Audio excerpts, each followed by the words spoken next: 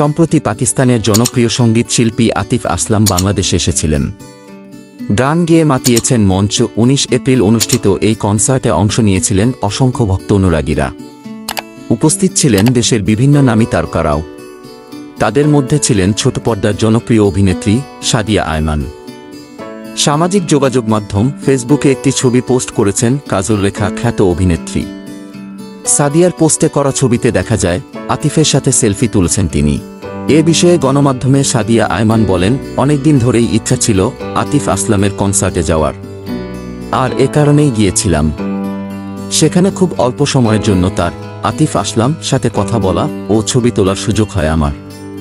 তিনি আরও বলেন, আসলে আমাদের কয়েকজনের গ্রিন রুমে যাওয়ার সুযোগ হয়েছিল, তবে সেভাবে কথা হয়নি।